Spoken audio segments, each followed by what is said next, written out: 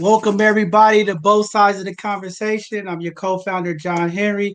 Just happy to be here for another one of our hidden gem segments.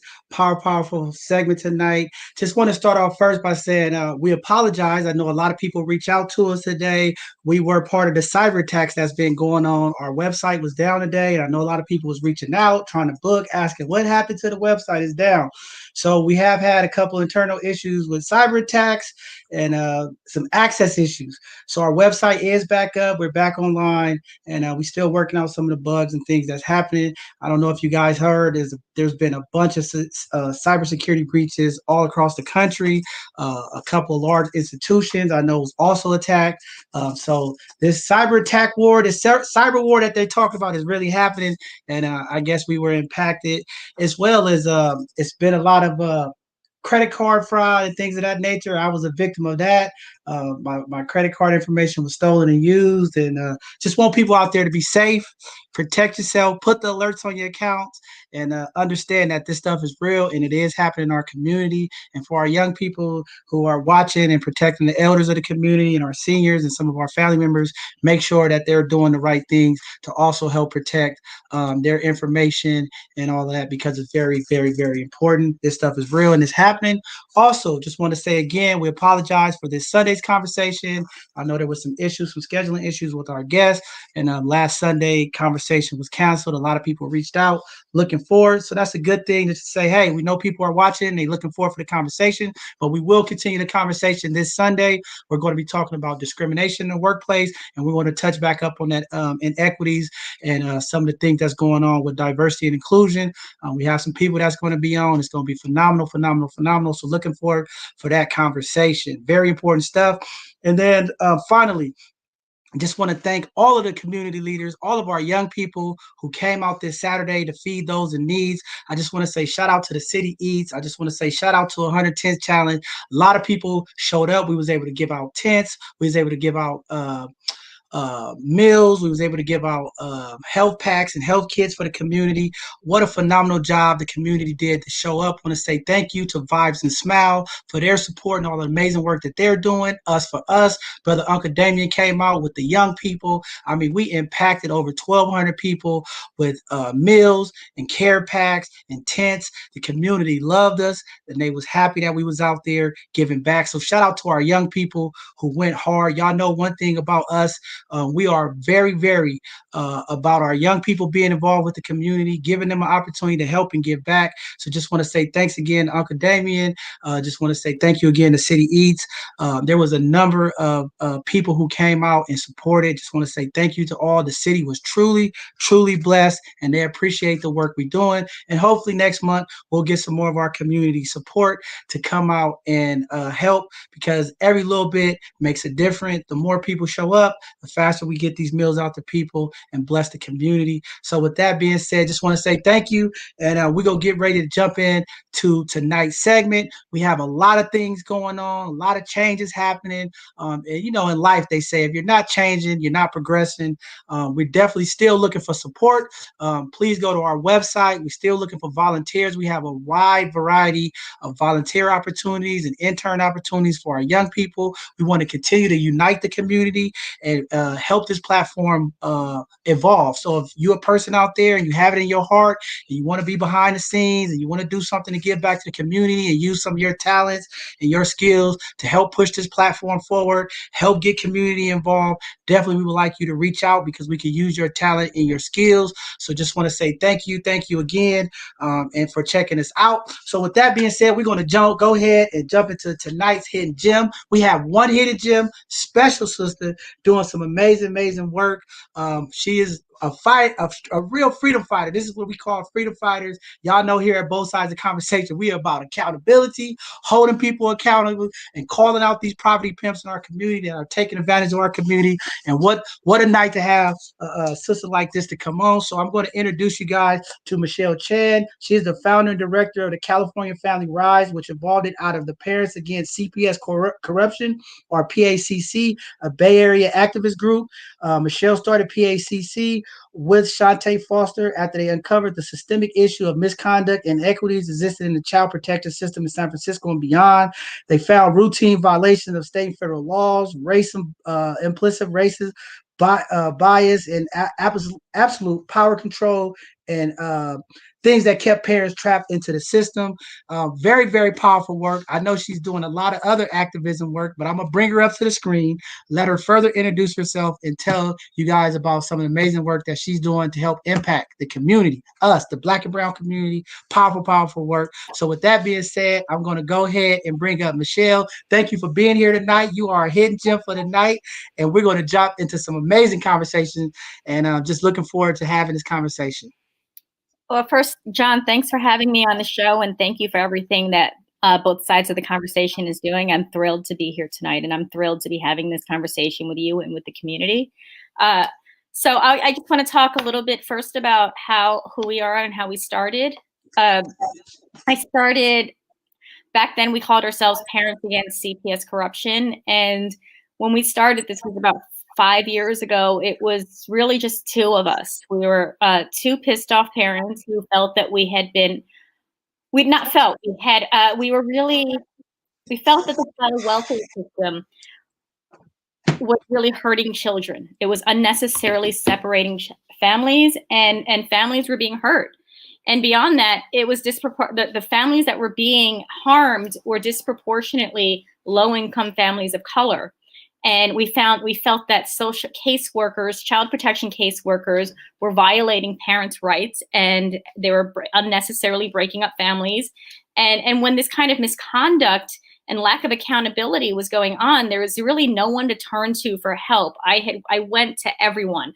A social worker forged my signature on official documents, and she falsified reports. And I found out that this was happening in a lot of cases where stuff that was going down in reports wasn't really either whether it was a mistake or if it was intentional. No one was doing anything about it. And there were a lot of children that were just languishing in foster care situations where they were being harmed, where they were being abused. They were being put in way worse situations than what they were taken from. And no one seemed to care. And, my own son was in foster care at the time, and no one really seemed to care that he was hurting from the separation. Family separation is an adverse childhood experience. And so we decided to start an activist group. And it was honestly at the time a really crazy idea. There were two of us. We were dirt poor. We didn't have any organizational support. And at that time, no one was really listening. No one was trying to listen to us. There was so much stigma attached to having your children taken from you. I can compare the stigma of having your children taken from you by CPS to the stigma of having a criminal justice case and being in jail, to being in prison, to being incarcerated. And I can compare losing your child to the system similar to how I would imagine someone would feel being on death row, because that's what it feels like. And the hardest part of being trapped in the system is not really our own pain. It's knowing that our children are suffering. So we started this activist group to bring attention to what was going on because no one would listen to us, and also to empower parents. And we had our first big break when the San Francisco Bayview newspaper invited me to come on and start writing for them. And it was really great. The Bayview newspaper did so much for us. I featured a different story every month. I published in the San Francisco Bayview newspaper every month for about a year, and we were really able to get our message out. So here we are. We built a movement in San Francisco, and I've been really surprised. We forced a judge into retirement in San Francisco. We pushed through policy reform. My son came home. Two of Shantae's daughters came home. A lot of children. And beyond like just our children coming home, I know that when you put a spotlight on a system that lacks accountability, that lacks transparency, it opens up a whole lot. That it really people straighten up when they're being watched so much. So I'm just so glad to be here talking about this. And I want to talk a little bit about some of the issues that we're fighting for. We're fighting for today, we are about to launch a new policy issue, which are child support issues. So we're fighting for CPS reform and child support reform, because the truth is that child welfare and child support disproportionately, it's a Black and brown issue. And I don't know this because because of any studies that I've read. I mean, there are lots of studies, but I know this to be true because I have gone into Black and brown communities hundreds and hundreds of times. We've built our movement in the low-income housing in San Francisco. We built our movement in the low-income housing in Contra Costa County. And when you go into the low-income housing, when you go into the really, really poor, isolated neighborhoods where no one else goes into, and you go and you talk to people and you talk to them about what happens when CPS comes knocking on your door, it's completely different when you go into a white, affluent neighborhood and you ask people what happens when CPS comes knocking on your door. People are treated differently. And there's nothing that anyone can tell me that the color of your skin and how much money you have in the bank doesn't impact how you are treated when you're in the child welfare system. And so we were able to build that movement. And the reason why our movement was so exciting is that it was, at the time, no one was doing it. So we went from CPS reform, and now we're working on child support reform. And child support reform is another really, really interesting, really exciting issue that I really hope that I just know is going to take off like a runaway train. No one's really talking about it. But what do you know when you really consider child support? It is indentured servitude for poor Black and brown people of color, especially Black men. So I don't know. I don't know, John. I guess that's all we have. Well, I'm gonna jump in there. I think this is a powerful conversation. We've already had Karen Roy of the San Francisco Department of Child Support come on and kind of talk about some of these issues, and I'm glad you fighting this fight because it's really an issue. And I also know that within the school district, I know with the truancy and things that's happening and some of the issues that we've had over this past year, how the CPS has been affecting some of the families by truancy coming out. And just wanted to ask you, because I know that there's a high number of individuals that has been impacted by the CPS system. And I think some of the research and things that you talk about, how it impacted the system, definitely in these communities, these kids are being removed at a faster rate than other communities. And then once you get your kids in the system, it's hard to get out. And I think that's one of the struggles that people have. But it seems like they enforce the rules a little bit more on the Black and brown community. So your fight is very powerful. And I think my question is, how do more of the community get behind you? Because I'm sure these stories that you're talking about is more than just a few. And a lot of people have maybe been through it or have family members or relatives who experienced it. How do we hold these CPS people accountable? How do we hold the courts accountable? Because I think it's a big problem in our child family court system, the design of it, how some of the rulings and somehow how it's being, the decisions are being made in our Black and brown community is definitely impacting the families. And then we could talk a little bit about the child support stuff in a second as well. So what do you think about some of that? Yeah, I think it's great. I mean, how to really get involved.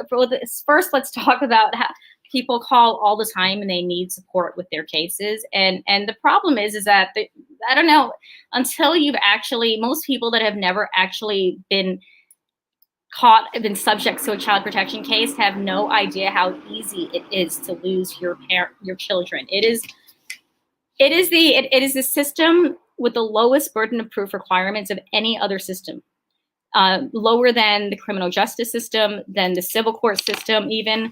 I mean, your children can be removed based on allegations alone. They do not need evidence. And once your children are removed, they're swept away. They're taken to live with strangers. You're not innocent until proven guilty. You're guilty. And then you have to fight for your right to bring your children home. And even if you're able to prove that you were innocent the whole time, your children have already been gone for months. And those scars, they'll never be whole again. That's just how it goes. And you're lucky once you're taken away. I mean, the way the system, it is such a convoluted system. There's so much wrong with the system. I honestly am not entirely sure that the system can be fixed. And there are many people that consider me an expert in the system. And what I can tell you is you can have everything, you can do everything right. You can have the best attorney in the world. But odds are you won't have the best attorney. You're going to have the worst attorney. Because your attorney is a court-appointed attorney who is paid by the courts. They're not paid by you, and so they work for the courts. I'm sorry, they do. When they're paid by the courts, they work for the courts. They don't work for you. And even if your attorney is doing a shitty job, you can't fire them. So I'm going to say, so let's say, but even if you had the best attorney, even if you do everything right, you still can lose. There are so many factors that, I mean, all the court has to prove is that it's in the child's best interest. There are so many loopholes in the law that make it so hard for you. I mean, when I was caught in the system, I believed that America was the greatest country in the world, and then I realized that, wow, this is not a free country. We do not live in a free country. And I kept talking about my civil rights, and people kept laughing at me. They're like, oh, she's so cute. She's talking about her civil rights, because your children are taken from you. And I guess your civil rights are the last thing. I mean, I can talk forever, but so really, I want to tell people that what you need to do is just do everything right, get a good attorney, and everything will be fine. But that's not true, because there's a lack of accountability. There is a lack of transparency. These are secret courts. The transcripts are secret. No one has access to what happens in there. So you want to know something? It's just, I mean, anything can happen. The confidentiality covers up human rights violations and misconduct. And most people don't even realize that the people involved are doing them dirty because they don't understand the law. It took me understanding that, the first time I picked up a child welfare law book, I swear my entire life shattered. I was like, wait, everything they've been telling me that is lawful is not. And I've been in the system for all this time. It's really, so that's why the only thing that I am 100% convinced the only answer is for people to organize, for people to stand together, and for people to demand family rights and to demand rights for children and families. Because if you don't stand up, when you have a system that is this messed up, that probably needs to be abolished, but I'm willing to consider that maybe it can be radically transformed. Wow. I mean, one or the other. Wow, I think that's very, very powerful. See, and I know we talked a little bit before the start of the show, but this is what solidarity looks like. Because right now there's this movement about solidarity, and I keep telling people, solidarity is all year long for all the matters. And I think what you're saying right now, I see my guy Charles in the comments. He said he's going through this right now in the court system. So again, I know right now, I'm telling you, Michelle, I know there's a lot of men out there who are going, yes, be real, because people don't believe that men or women, but mostly our men, be trying to go through these processes. And they always have the stigma that men don't care about their kids. But see, the way you break it down and let people know that there's flaws in this system. And this is why a lot of men in our communities back up and I don't even want to go to the court system. It's not fair. I'm not going to win. So to hear you say it, I know that there's some brothers out there going, see, this is what I'm talking about. But we have to change this narrative. We can't stop. We have to hold them accountable. And I think in the legislative process, we got to figure out a way to fix this issue, because I know there's a lot of men in the community, especially when it comes to this child support. And I know it's this painted picture that black and brown men don't take care of their kids. But I know there's a lot of people who go out and try to fight for their kids and try to do the right thing to get their kids out of the system. And again, trying to get their kids back from CPS or trying to get back involved with this child support. It is devastating our community. We have all of these crimes and things that's happening in our community. And again, some of this is plagued by some of the issues that we have in these systems, and it's corrupt. And, and I'm also concerned about this because we had a show a while ago and people was talking about as these kids get removed from homes and they go to foster kids, and like you said, they don't care about these kids. Human trafficking. You see in these high profile cases of these lawmakers and judges and different people, human trafficking kids and different things happening.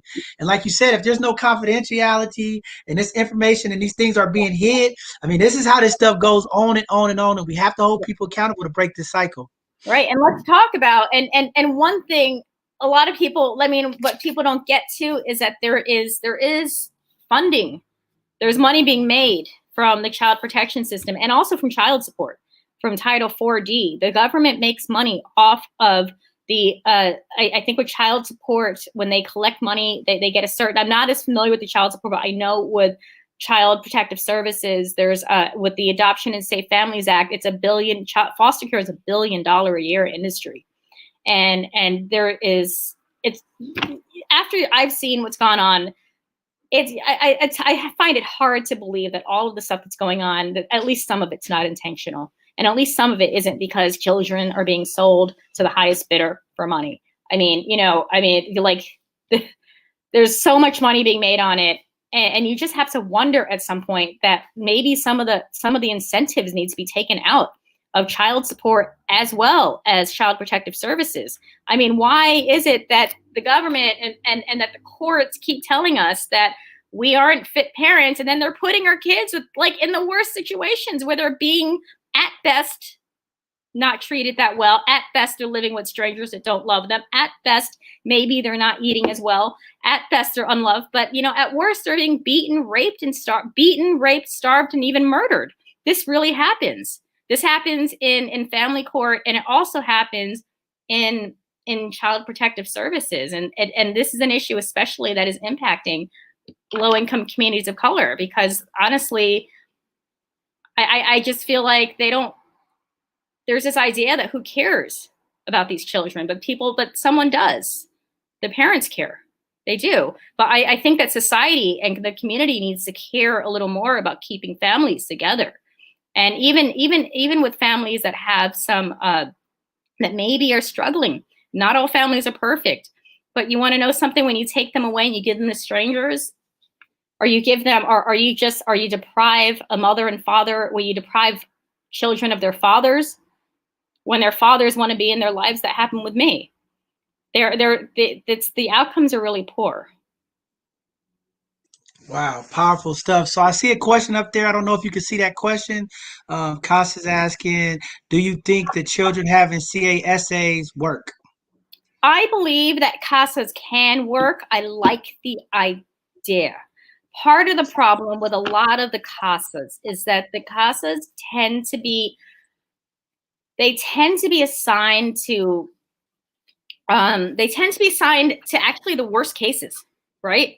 And because those are the children that need the CASAs the most. But when you consider that the CASAs are volunteers being assigned to the most difficult cases that the caseworkers don't want to deal with themselves, and then they're making decisions, in a lot of these cases, they start making decisions based on their opinions that really impact children. They can really impact them. And when you're thinking about the power and the decisions that these volunteers can have, those are decisions that someone at the least with a master's degree level understanding should have. And I think they can be well-meaning, but sometimes also, a lot of times, the CASAs, they volunteer because they had certain, this isn't across the board, this is just for some. I mean, think of the personality of the person who may volunteer to be a CASA. It may be someone who was mistreated themselves as children.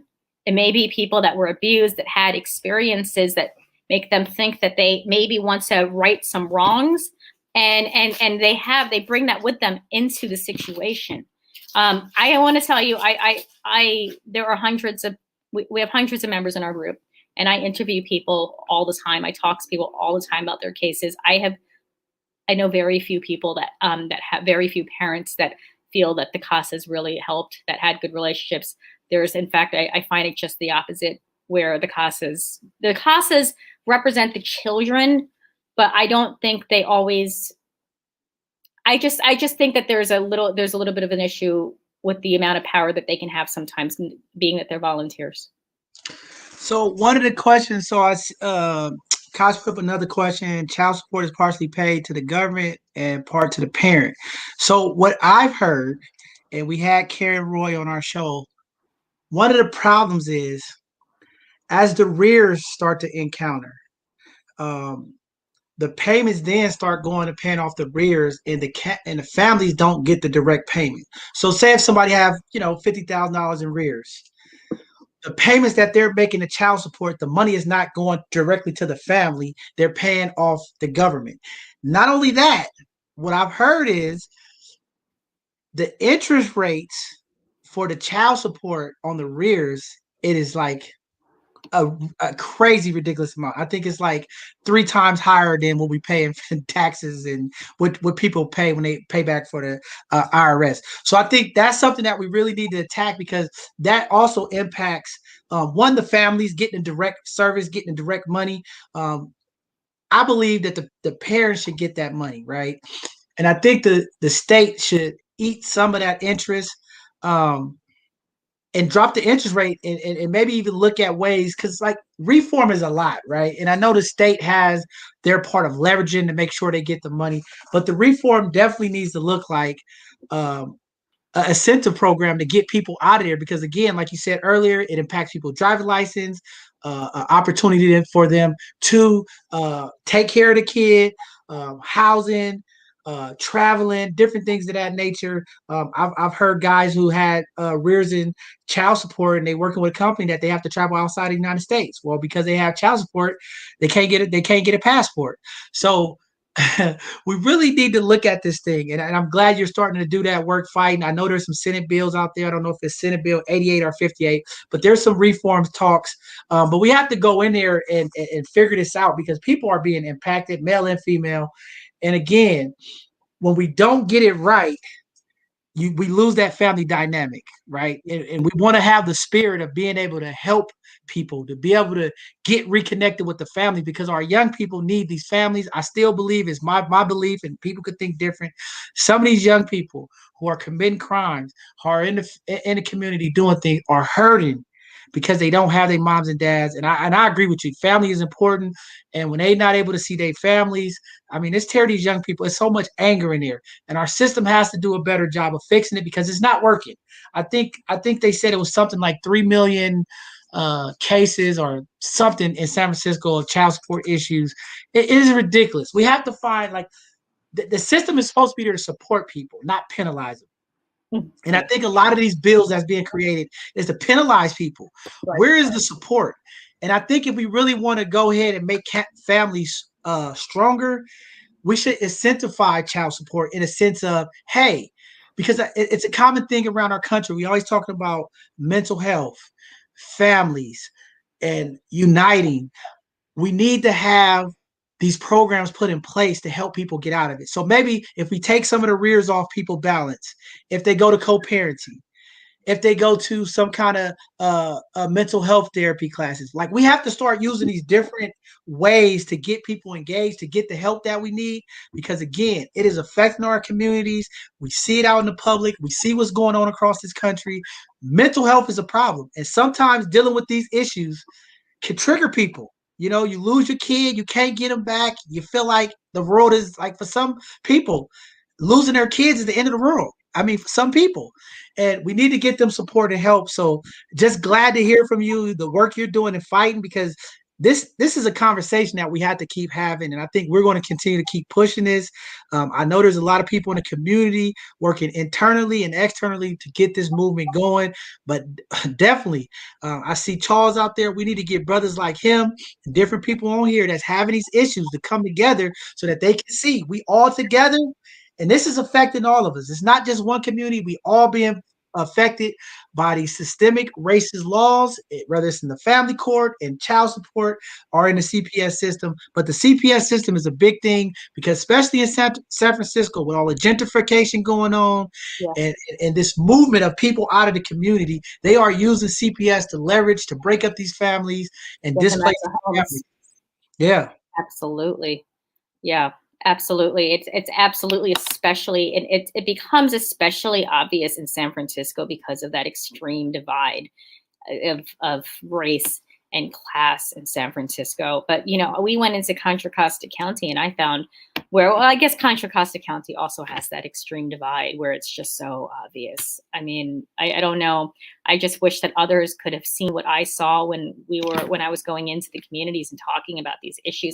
Even when I went in, I mean, this is why I'm part of the reason I'm so glad to be working on child support issues. When I was organizing to build our CPS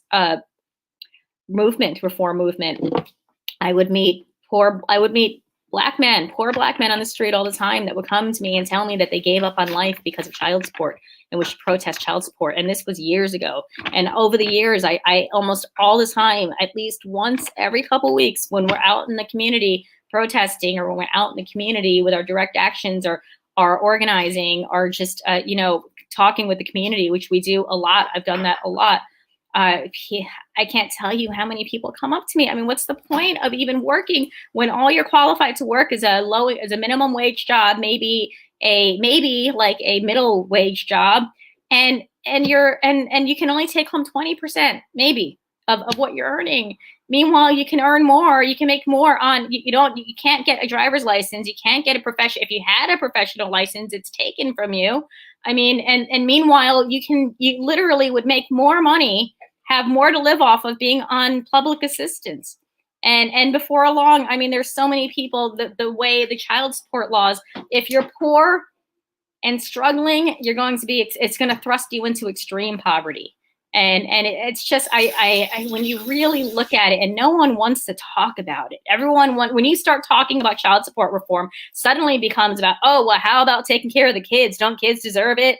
No, shut up. Kids deserve to have both parents. If a dad wants to be in their life, you can't, how is it fair to the child to say, because your dad's poor, you don't get to have a dad? I mean, and really how, and let's say it's a dad or someone that was in like not a serious relationship, and children happen to be born out of that relationship. It's so tragic and heartbreaking. And it's even more tragic and heartbreaking, just the stigma attached to child support. I'm so glad to be working on it. I'm thrilled that I'm having this conversation with you right now, because I years ago, people came up to me and I was like, ooh, that's over my head. People weren't listening about CPS reform back then. They would laugh at me. Now they are. And now I'm just shocked. I really see that I'm seeing this progress, and I want people to know to stop judging. I mean, a large part of the reason why I decided to become a CPS reform activist is because of the stigma, because I couldn't talk to people. I couldn't talk to my neighbors.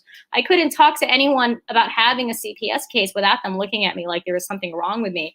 And I realized that if I ever wanted to be able to hold my head up high, I would have to build a social justice movement so that we could stand together as a community. And you want to know something? Now that we're together as a community, we're building that community, I can hold my head up high and say, yes, I had a CPS case. And now I know there's a lot of people involved in our group that also have child support issues. And I want them to be able to say, yeah, I haven't paid child support. I am in arrears. I have I have been jailed for child support, and not be embarrassed about that. The system should be embarrassed. How do you jail someone? How do you jail a man because he couldn't pay child support because he didn't earn the freaking money? How is he supposed to pay moving forward? I mean, think about it. Just think about it. So I think about it, and it makes me so angry. It really does. I don't have that issue, but it makes me angry, because until now, no one's been talking about it. And I still have to defend. I know that as we take on this issue, I'm going to have to defend it with people that don't know what they're talking about, that want to come to me and say, oh, well, how about all the deadbeat dads? Well, you know something? My dad was a deadbeat dad. I wish that I had him in my life. I wish that he had the opportunity. And even though he didn't pay child support, even though he didn't help out, I still wish I had time with him. So it's an issue. And I think it's going to be explosive. And I think that a lot of people, a lot of the naysayers, once the stigma's lifted, people that didn't know any better are going to look at themselves in a mirror and realize that they're judgmental pieces of shit. Man, powerful. Listen, let me tell you, that is so powerful. And I'm glad you speaking to the community like that, because I'm telling you, there's a lot of men who feel the same way in the community, a lot of women. And I think you hit You hit it right there. The stigma. And this is the thing in our communities, the Black and brown communities, these stigmas, these taboo things, we have to talk about it. And I really appreciate you tonight talking about this because, again, it takes courage, the vulnerability to come up here and say, hey, I had this issue happen to me. Because, again, there is a lot more out there that are like you, that are afraid to step up. It's the same thing with mental health. Nobody wants to talk about it. But, again, getting back to the reform, it's a lot of things that we have to change. One of the things, we had a conversation about this on our program when we had our single fathers and single mother conversation. And one of the things that I honed in on that I think is very important, okay, the paternity test. We have to start getting the paternity test up front and early, okay? We have too much technology now. Now we have it where you could get DNA testing done even while the woman is still pregnant. Yeah. We have to identify who the dad is early. All right. We need to get that. Yeah. The other thing is, the reason why that's important, because we had guys on our platform that talked about, once the relationship ends with the mother, okay, and say they was living together, and then the guy moves out. The mother puts the complaint in the child support to file for child support. All the paperwork and information comes to that house with the mother. Mm-hmm. The dad is never notified. Right? Again, I'm not making excuses for the man. Anytime you remove yourself from the home and you know you have a responsibility, you should be going down to child support, checking in and doing your thing. So I'm not giving man an excuse. But again, that's what happened with these rears. So I've had guys come on and say, look, man, I didn't know. I was talking to her. I was giving her money. And then all of a sudden I got served with this letter, or my license was suspended. She put the claim in 8 months. I've been paying her. And now I'm a year in arrears.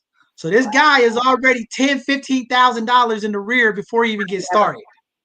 And you can never get out of it, because the interest alone, you're going to be paying off the interest, not even paying it back, the original child support order. So that's like one issue, right? And then the other thing is, we impact the community. And this is what I really feel that this paternity thing has to happen up front. We also have these other scenarios where we have fathers who've been taking care of their kids, being responsible for them. And then 12, 13 years down the line, they find out the kids is not theirs. Wow. Now this little kid been thinking about, this is my dad the whole time. Now the man is frustrated. This is really not my kid. What do I do? How do we talk to the kid? Now we just damaged this kid. So again, I blame that on the system. Yeah. Because we're impacting not only now the parents, we are impacting the future generation, because now they have anger. Right. All this time I've been saying this is my dad, and now this is not my dad. Wow. The real man in the community is going to still be there to support those kids. But then you have those other ones that's upset and say, hey, this ain't my kid, and walk away. Now, not only do this kid not know who his father is, he's walking around now searching. And a lot of these parents don't understand. This is in these kids' mind. I don't even know who my dad is, right? We already know the bullying that goes on in school. If anybody finds out, now this kid's getting bullied. You don't even know who your dad is. I mean, this is the type of stuff that mentally destroys our young people in the community. And then it builds up anger. It builds up hate. It builds up frustration. And we don't need that. But these things that you're talking about, we have to address them. We have to have those conversations, and we're going to continue to have those conversations here on both sides of the conversation, because it's very important and it really impacts our community. We have to have these conversations, and all this ties into mental health, the well-being of people. I mean, like you said, these situations can really put somebody in a very unwell state mentally. You're talking about dads giving up, right? On top of a pandemic, you can't go outside. You're building up rears. Now we're coming out of a pandemic, trying to get a job. I mean, it's a nightmare. You go onto these websites and you can't get access to them. So what about all of these operations have been closed, and these fathers out there? We already have a big infrastructure issue when it comes to Wi-Fi and access to the internet in some of our communities. So what about those dads over the last year that's been trying to log in, trying to register and do the right thing, and now they come out of the pandemic, everything's opened up, and they getting hit with a whole year bill? I mean, these are things that we have to really have deep conversations about. And again, lucky here in California is not jail, but I know in certain states, if a guy rears it too much, they get put in jail. Now we also impacting the community. So I think what you're doing is powerful. I would love to continue to have these conversations. I see Charles out there, and this is something passionate to him as well. I would love to have another Sunday conversation and put together with community and get some of these other people who are having some of these struggles and really start unifying. But this thing that we talking about, solidarity, is real. And again, it looks like all year for all occasions, showing up and supporting each other to make sure that these type of issues are addressed. And how do we hold them accountable? I mean, because I have to give you credit, Michelle. Like, you know how to navigate the system, right? Or at least you've been through it, so you know how to navigate. Yeah. Like, community out there, think about the single mom who's struggling, trying to make a job, or that family that don't have access to a computer, don't have access to these books, already feeling defeated. Like, you had the fire and the passion and the drive to go find this information. What about those who can't? Yeah. It's I hard. mean, you fought for your kid. You fought the process to call out the wrong. What about the families that's being wrong and they don't even know how to do it? And I think this is why what your movement is about is so important, so that a person who never had to navigate the system, they can come to you or come to your organization and say, hey, what do I need? And you can help them. Like you said, how do you get rid of this attorney? Right. You know what I'm saying? like that's the discussion. You can't. Right? You really can't. Wait, you want to know how you get rid of your attorney if you don't like them? You stand in front of the court for a year with a protest sign. They'll eventually get off. I couldn't figure out any other reason, any other way. But if all else fails, put their name on a sign and just stand where they work for a really long time. That's a joke that probably won't help you. It's what I did, but I don't really recommend it for everyone else. Yeah, no, it's tough, and I'm glad for what you do with bringing the community together. I invite everyone to please just get involved, come together. If you honestly, my voice alone is not loud enough. John's voice alone isn't loud enough. We all need to come together, and as a community, that's when people listen to us. No one cares about our individual, no matter how bad your one individual issues are. It's not important unless it's a systemic issue, unless it's a community issue. So we need to come together as a community. And for everyone that's suffering, I want to tell you that you're not alone. No matter how bad it is, trust me, there's others out there feeling what you're feeling. Find those people, connect with those people, heal with those people, and then build power with those people by becoming a community. Anyone can do it. It's just standing together. And then even if it's just 2 of you or 3 of you or 4 of you, just stand together. And before you know it, there's going to be a lot more. And suddenly then people are listening to you. Man, I do a lot of work at the juvenile hall and the criminal court system. We call them public pretenders, not public defenders, public pretenders. They're pretending to be in your best interest. There are some people who try to work, but we know that there's definitely a big issue with our court system, with our public defenders, our appointed court lawyers, if you want to call it, however you want to call it. I definitely think that we have a lot of work, and I'm glad that you're bringing this message out, this call to action. I'm definitely behind you. I want to support you. I know Charles is on here saying that he's definitely want to hook up. Yeah, we got Charles. We got to get you hooked up because, and again, community. All the people are up there. When people are going through this, let's stop, shunning on them so we can kill a stigma. Let's support each other. When people are going through stuff, let's not look at them and say, hey, your kids was taken away. Let's find out how we could be a resource and uplift each other. Too many times when people come out with mental health or different issues, you're right. We turn our backs. We don't support them. We talk about them. We think something is wrong. And again, when we have issues in the loopholes, as Michelle said, that affect you, sometimes a person could be doing everything right, but the way the laws are written and the way that the loopholes were set up, it really impacted people. And sometimes we don't find out about this until 10, 12 years around. And again, Michelle's looking at it. She found these loopholes, and we got to fix them and close them. We got to get our young people back to families. And I want to talk one last thing about about mental health and how that's especially relevant in CPS and family court, because the majority of cases I see, it's mental health allegations. And even if there is, there's always a mental health allegation, no matter what. If if you're in family court, if you're in CPS, if you cry, you have mental health problems because you're crying. If you don't cry, you have mental health problems because you're not crying. I mean, it's just no matter what you do, mental health is used like it's used like a weapon. It's weaponized against parents, and it's just, I mean, it's so much people that have mental health issues. And yeah, I mean, you know, like just being in CPS, just being in family court, it's honestly, even if you didn't have mental health issues before, you have them when you're going through it. And it's just, it's so crazy how mental health is used against families and parents. And it's, and rather than treating people, rather than helping people heal from their, supporting them so that they no longer have those issues, when you end up in CPS and family court, it's like they're throwing salt on the wound, they're making it worse. And you're sitting there like, wait, aren't you guys supposed to be helping us? And instead they're perpetuating, creating, amplifying the mental health issues with children, with parents. I know people that started out a little having minor mental health issues, and they downright lost their minds after they were caught in the system. And then before you know it, they're out on the streets. I see it a lot. I've seen it, especially in San Francisco, where it's so extensive. And I there was a moment where I lost my mind. I found it. It was apparently right here. But it's really not, there needs to be more focus on treatment, and it's not. It's just these punitive practices aren't helping anyone. Yeah, and you're telling 100% truth. I'm big here at both sides of the conversation, calling out our mental health providers. We have to have a real conversation and change about mental health. The services are not making it to our community. And I know a lot of people get offended with me. A lot of people who that's their bread and butter and they do it. I just have to call it out. The support in the community for mental health is not there. Okay. And we talk about mental health all across this country.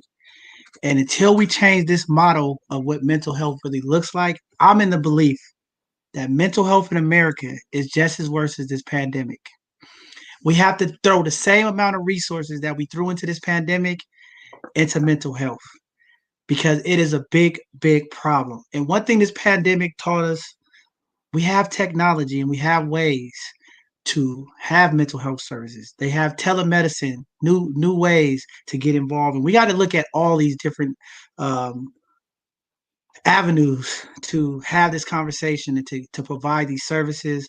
And I know here in San Francisco, there's a lot of changes, a lot of things that's happening, but we gotta really make this mental health conversation real. I know there's a lot of money being thrown at mental health. I've talked to some of the providers. I know it's not enough money, but the money that is going to mental health, we have to do a better job at supporting. And I know I keep reading these articles about the mental health crisis team that's been put together in San Francisco with the fire department. And I'm going to tell you like this, those are crisis response calls. We need sustainability mental health that's happening 24/7 in our community.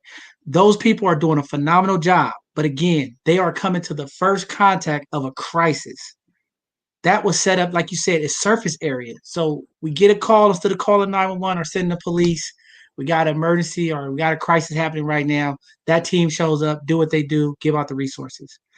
But the community is not getting the sustainability. We need mental health in our schools. We need them with our families.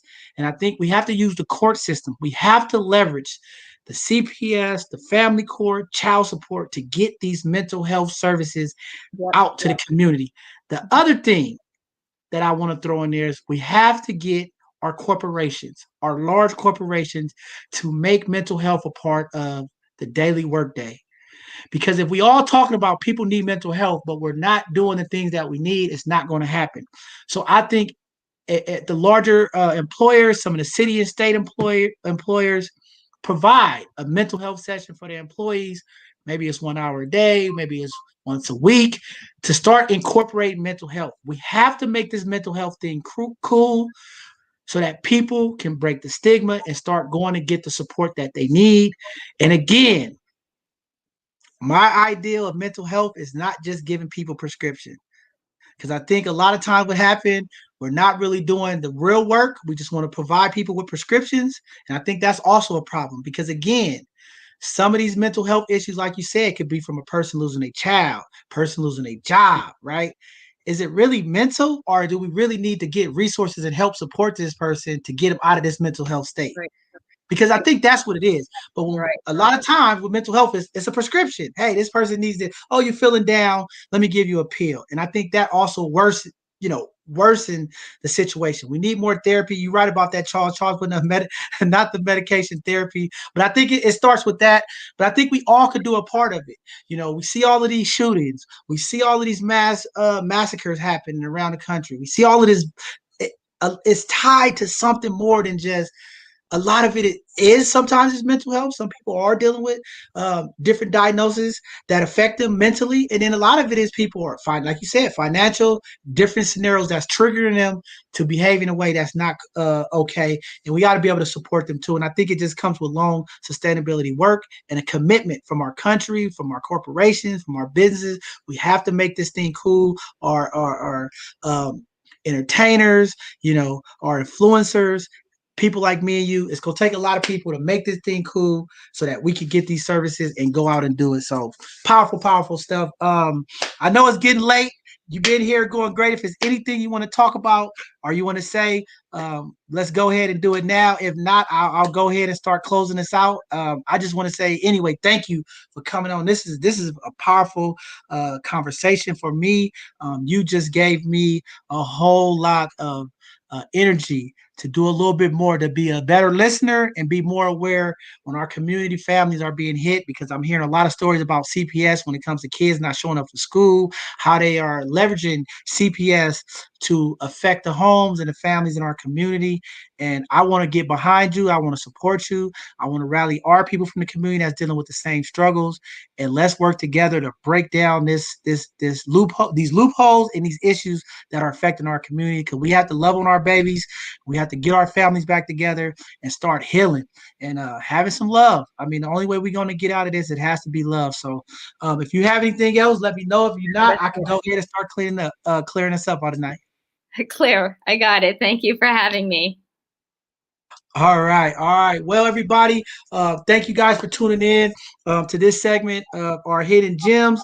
This Thursday, we're going to have another educational presentation. We're going to have our Black Panther Party come on and do the 10 points presentation, talking about some of the things that they're doing with food, nutrition, and some of the health things, because we know some of this mental health is also driven by what we eat, some of our environments where we live, and the things that's impacting us that way. So I think this is going to be a phenomenal presentation this Thursday, just to help educate our community about how to eat better, how to do yoga, and different things to help us in these mental stuff, giving us some of the coping tools and just identifying some of the things that affect us. So this Thursday is going to be a powerful educational Thursday. And then this Sunday, we're going to go back into the conversation of discrimination in the workplace. We're going to be talking about equity, inclusion, and diversity, some of the things that's impacting us in the workplace, and as well as what's going on in the court system, in the community for issues like this that we're talking about here, because there are some inequity issues and some things that we need to look at as a community. And I think this is going to be a powerful conversation. We have some phenomenal panelists that's going to come on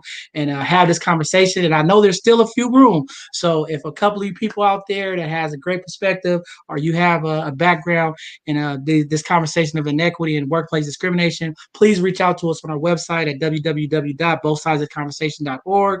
And we'll definitely have you on as a panelist to help facilitate this conversation, to really educate the community and let them know what's going on when we're talking about this equity, this diversity, especially as we're coming out of this pandemic and people are going back into the workforce, looking for work and different things. And we have to really talk to our allies and to the community and corporations what this equity really looks like, what we need, and how they can impact the community. And then next Tuesday, we'll have another Hidden Gem segment where we'll have some phenomenal business owners and hidden gems that's going to be coming on, that doing phenomenal things in our community.